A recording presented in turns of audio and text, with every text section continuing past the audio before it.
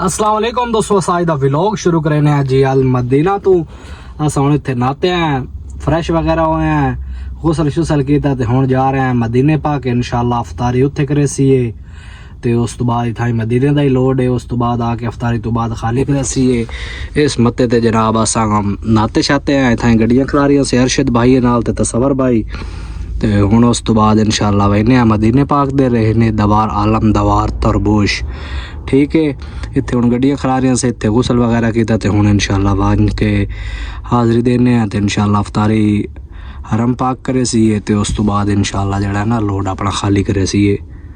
असा जनाब हुण भाई अरशद दी गड्डी आ गए तो उन्होंने तैयारी किवें मुकम्मल होवे आ तो उस तो बाद ही असां टुरिए आ। उन्होंने दी तैयारी नहीं मुकम्मल होंदी पई माशाल्लाह, वैसे बन संवर के बहना चाहिए तो चलो वहने अल्लाह खैर करे। हुण चेक करो माशाल्लाह असा जड़ा ना मदीना पाक दी गलियां पहुंच आया माशाल्लाह, नज़ारे चेक करो खूबसूरत खूबसूरत है। अपने अरशद भाई ते तसवर भाई माशाल्लाह चेक करो दोनों लै भाई ने आगे आगे वे पाओ कैसा क्लीन माहौल है। मदीना मदीना मदीने की क्या बात है माशाल्लाह।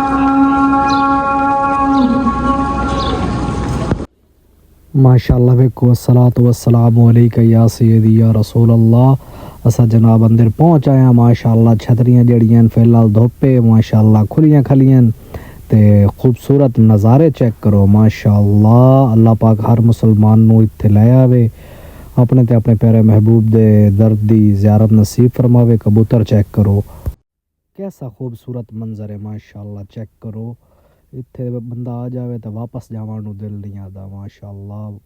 अस्सलातु वस्सलामु अलैका या सय्यदी या रसूल अल्लाह व अला आलिका व सहाबिका या सय्यदी या हबीब अल्लाह। अस्सलातु वस्सलामु अलैका या सय्यदी या नूर अल्लाह।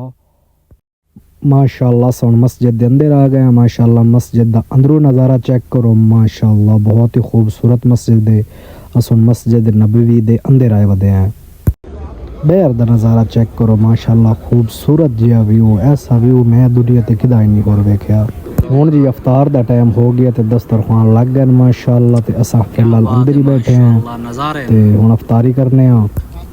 उस तो बाद माशाल्लाह असा जेड़ा ना हुण अफ्तारी शफ्तारी कर ली है, बाहर आ गए इत्थों अलबेग खांदे पाए। अलबेग लैने ज़ियारत शियारत कर लई से, अलबेग खा के ते उस तो बाद इंशाल्लाह अपनी गड्डियां दरवाई सी जाके गड्डी खाली करने आ।